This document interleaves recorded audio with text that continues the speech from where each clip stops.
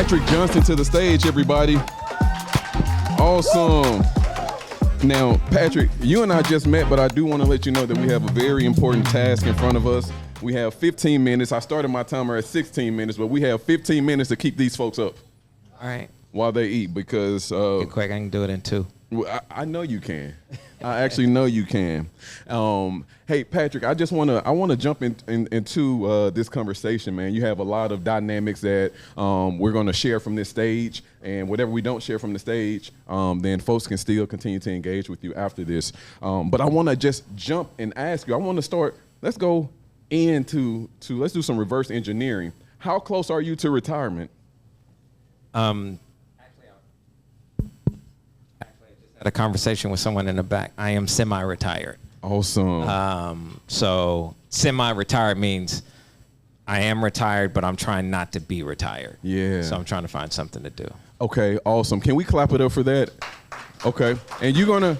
That's not a good thing. I'm old. When you're retired, you're old. See, I don't want to be old. See, so what I don't want to do is bury the lead as it relates to you, man, because you've done some phenomenal things, and retirement is the reward, the freedom of your time to do exactly what it is that you hear me?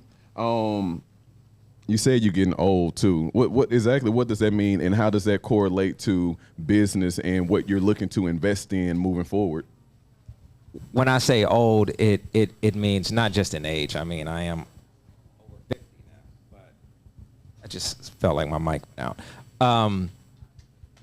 Old is how you see the world. Like I look at people here, and you probably will see what is new in business and what can be done and what tools to use in a way that I don't. Because, as Mark was saying when he was here, he mentioned Amazon. I remember, when I entered the workforce, there was this new catchy thing called email, right? And your boss would tell you, don't you ever send an email to someone. It's rude. You write a letter and you send it out and you sign it, right? But I was of a generation that was like, no one's going to keep doing this forever. Email is the new thing. All the .coms are going to be great. So old is, I don't see the future like that anymore, which is okay. You hire people who do see the future. Awesome. So let's talk about this this idea of seeing the future in old, because I equate old to old would be the opposite of a growth mindset, and old would be a fixed mindset. So in scaling business and in this idea of innovating, how essential is it for the entrepreneur, the business person, to have a growth mindset, even in a particular traditional industry that some of these entrepreneurs may find themselves in? So I'll tie this into kind of what our conversation is supposed to be. You mind if I talk to the audience too? Talk to the people. Yeah, okay. I like to look directly at. Your vision will always determine how far you grow, and I want to couch what vision might mean. As you're building the vision of who you want to be as a company, as an entity, whatever that is, it might not happen in your professional lifetime, and it might not happen in your lifetime here on Earth. When you look at the most established companies that we consider legacy companies, there are some exceptions to the rule, but if you look at a Ford, or I'm using cars, a Ferrari, or these legacy car companies, they did not happen in the time frame of the person who founded the company. The vision of what they thought they would be happened generationally, right? It was the fourth iteration of someone within that family or that structure or that company. So when you build a vision, a lot of times you're building it based on what you know today. But if it's something that people can aspire and grow to, it's something that's beyond your current reach. That if you hand it down to someone in your family, if you're selling it, if you become part of an acquisition, all of that is part of your vision of making whatever it is that you started grow above and beyond who you are. And if you're in a legacy situation, if you have a product or a service that is a legacy product or service, you're selling copiers or something like that, what you are creating usually is, I want to do it differently than than what I've seen. I think there's a better marketplace for this, or underserved marketplace, or one that's completely ignored. And you build a vision around how do you accomplish that. Sometimes it gets accomplished within your cycle, and many times it doesn't, you know, but people will talk about it and say, oh, this is a phenomenal company, but the founder or that, you won't see that reality. So let's bring them up to that reality, but I'm going to take one step back to give some context. You are from Nashville, a graduate of Stratford High School, Fisk University, Belmont University. You've jet setted your way to DC, made a name for yourself. You spent a little time in Atlanta, made some money, came back to Nashville, and you've been investing that money. Made some more money. Yes, you have. Yeah. Yes, through investments. Yes. Indeed. And so this idea of legacy, I want to perhaps allow you the space to offer some practicalities around the idea of legacy, because essentially what is the intestinal fortitude that you've had to display in the practical way to even have an idea of legacy? Because a lot of us are living for right now. Today, I have a 8-month-old son and a 6-year-old daughter. So I want to make money in real time to have real time impact. So sometimes as I think about scaling my business, it's kind of hard to see this idea of, they won't know me, but they'll know my impact. And I'm like, that sounds good. In my business right now. Yeah. And you're talking to somebody, my business name is Journey to Legacy. So I believe in this idea, but what are the practical elements or mindset that the average business person, not even the average, the exceptional business person, because that's who's in this room, would have to have in real time, just mile markers? What helped you navigate your path forward? Okay, I'll give 2 examples. One will be me, and then the other will be a company that is doing that in real time right now that I think everybody is aware of, and I'll give that example. The biggest is more than likely going to be your intestinal fortitude. Like, can you, as Mark mentioned before, and all of you have been through bumps and bruises and things like that, but can you stay the path and grow?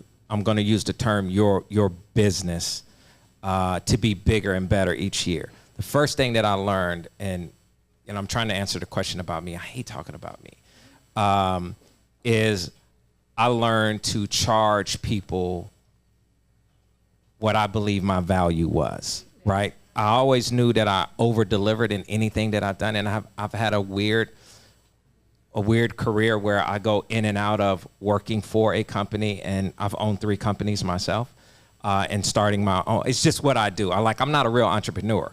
I'm someone who does entrepreneurial things because it makes money for me. I don't wake up and go, I have this vision. I have this passion for something, because I don't fucking know how to do anything, right?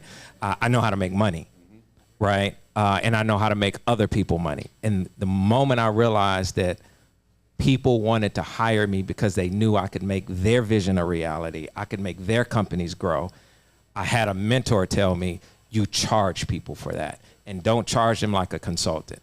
You're changing their world, they need to change your world. And I learned how to say, this is my price. Oh, man. If you want me to do this for you, I'm going to tell you how I'm going to take you from $40 million to $200 million. I want $1 million to do that. Well, we don't, no. Do you want the $40 million? Because you're saying I'm the person that can do it for you. So this is my price, right? Yeah. And I understood how to do that, even if it's negotiating me having a stake in someone's company, because they need me to I'll turn down a consulting gig, and you can't pay me to consult for you. I want a piece of it because I will grow it for you. When you exit, I get my money. Man, that's big talk. And did anybody just grab hold of that? Okay, I know I did, because I'm a consultant, and I'm like, I thought I was winning in that space. Mm-mm. Yeah, but I like what you said, because this really speaks when I deal with my clients and I let them do their whole spiel, and the first question I ask after they're done talking or they're done with the intake form is, and then what's the value of this to you?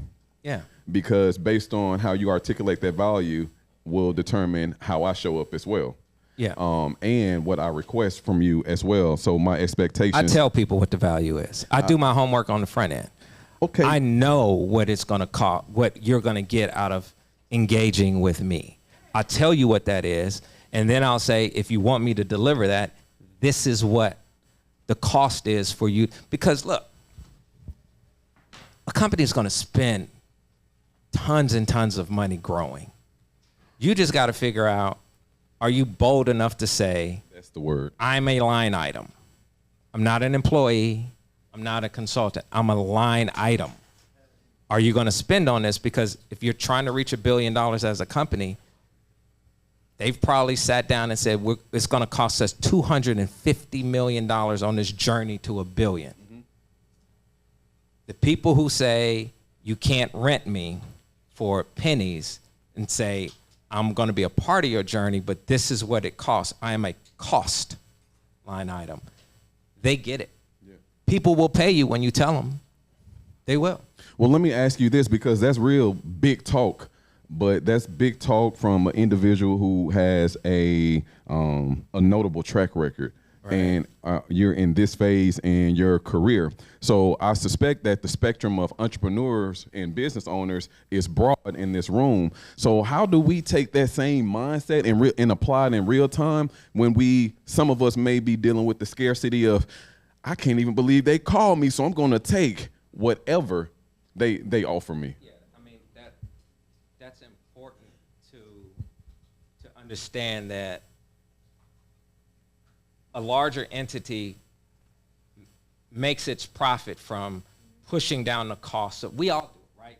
I want my costs as low as they can be, so when I sell my goods or services, there's a margin in it for me. So that's a practice. You have to do that. But there's some things that you just can't navigate, mm-hmm. right?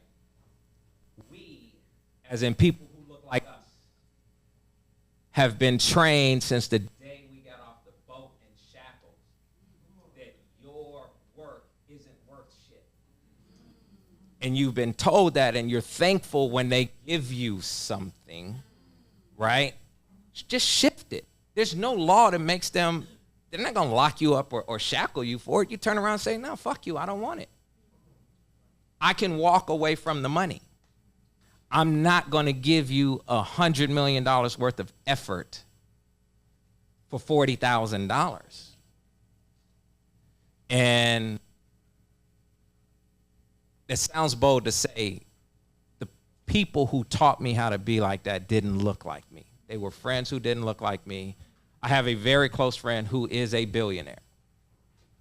He was the first person to show me how to negotiate the exact opposite of what anybody put on paper in front of you. He was like, throw it to the side, don't ever look at it. You got a bunch of lawyers, a bunch of people who put together an offer for you. You just throw it to the side because it is one-sided. You come in and say, this is what I want. And you got to be able to sit back. They might not call you back for 6 months, but if they wanted you, or if you're negotiating, some people might have something like this where you get equity in something and it's paid out over time. That's the traditional way to do it. I offer that, people I do. If you need somebody bad enough, he's like, I'm not waiting 4 years. I want mine paid out in 6 months at 100%. Because they do that to people. They will do that. It's just who's bold enough, and then they turn around and like, yep, I got the right firm. I got the right person, But you have to, let me back up. You have to be proficient at who you are and what you do. You can't just say it to say it. You gotta know that I can deliver what I'm telling you will make a difference in this business arrangement.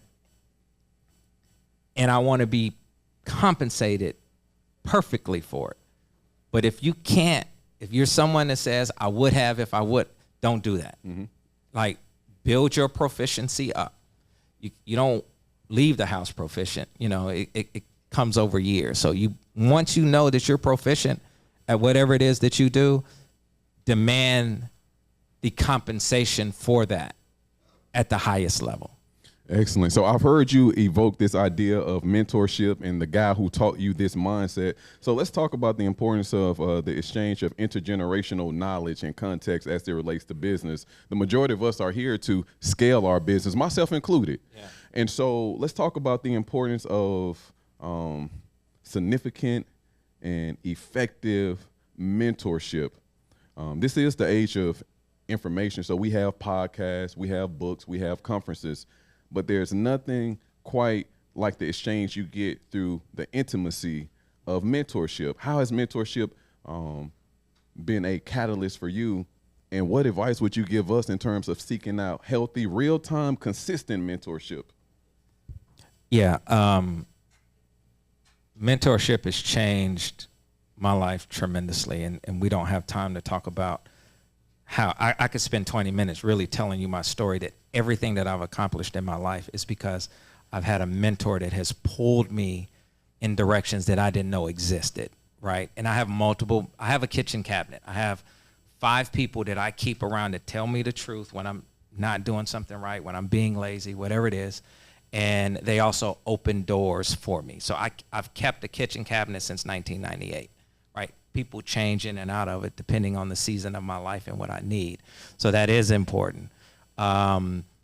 Passing down generational wealth or whatever it is, you're going to have to give us 5 more minutes on this. Generational, whatever it is that we do. We've seen it happen. We are a product of that.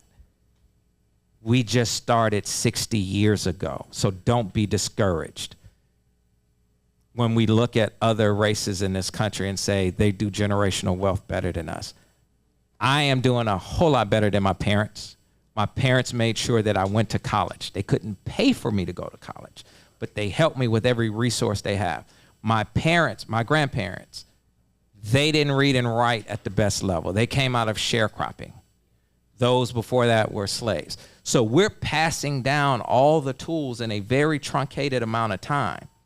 You are a product of generational wealth. Your children are a product of that. Eventually, it becomes the economic thing that we think about, right? But we're putting the building blocks together. Every generation is better than the next. So don't believe that you're not doing a transfer of wealth right now, because you are, and you're a product of that. You have an obligation to work with others. Josh called me and he was like, hey, can you do this? And I was like, I don't like being in front of people, and I don't like people at all, to be honest. But I did it because I see what he's building in this city. I see a bunch of young entrepreneurs that are gonna do, and leaders, not just entrepreneurs. I mean, entrepreneurship isn't the end all to everything, right? Some of us have to be great leaders inside of organizations. We have to be great thought leaders. It has nothing to do with whether you own your business or not. That shit's a headache, owning your own business, right?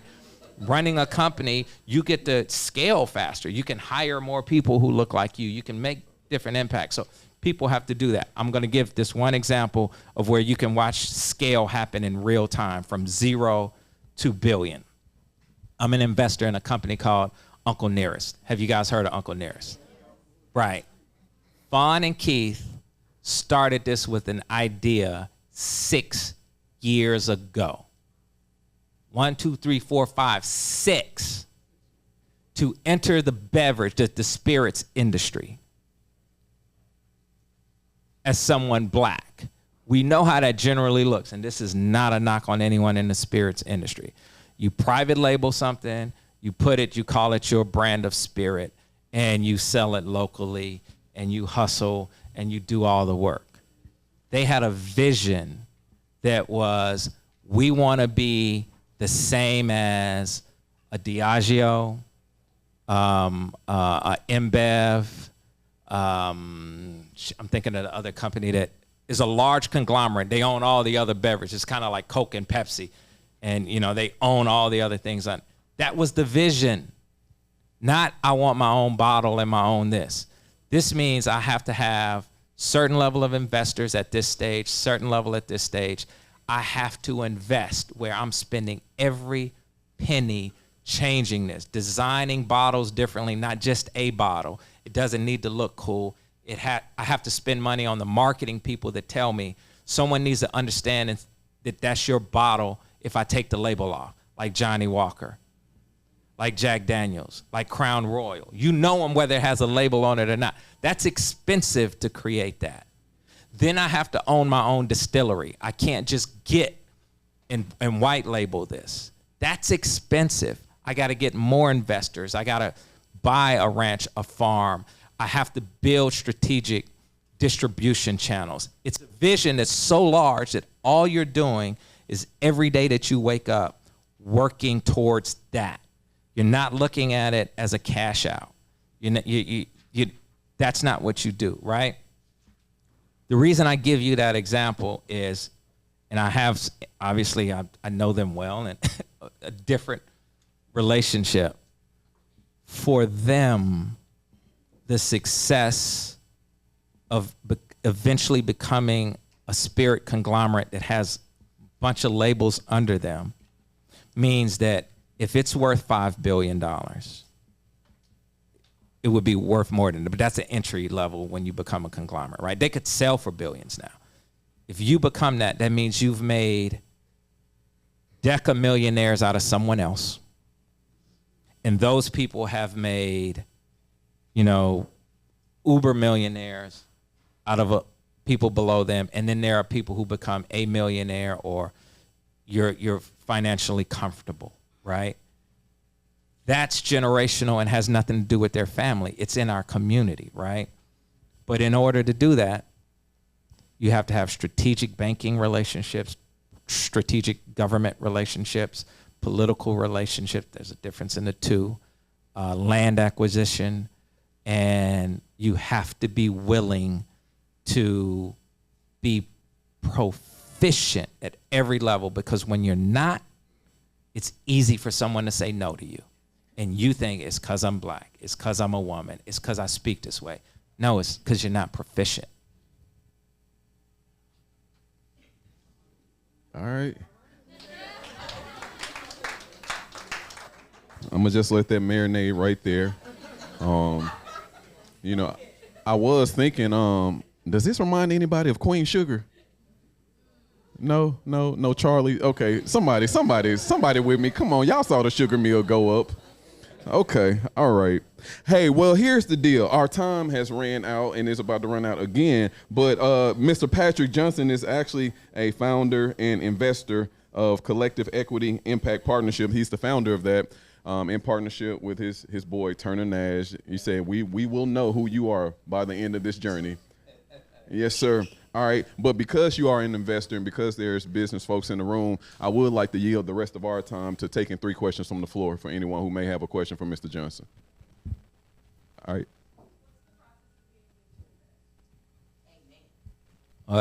It's simple formula of everybody else. Do you have an idea that we believe can go to a marketplace and be good at what it does? You don't have to be an exit type company. Can you earn money? What does that team look like?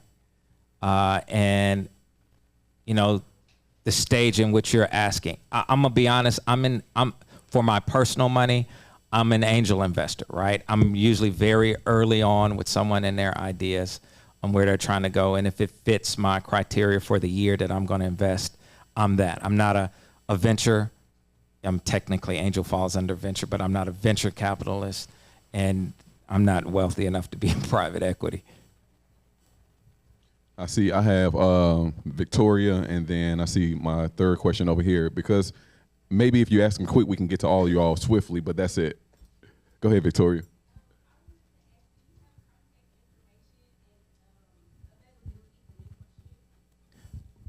Geez, I just said I hate people. I don't like people. But I do mentor people. I try not to tell people that I do that, right? I am on LinkedIn. Patrick H. What's my LinkedIn, Jamal? It's not that. It's Patrick Johnson. Is that it? Yeah, okay. And I'm on Instagram now. And look, I got like 300 followers too. That's 300 real people. Yeah. Oh, I know those people, right? Bingo. It's PHJ 1906. That's the easiest way to get in touch with me. PHJ Patrick Harold Johnson, 1906. All right, we have another question. Go ahead.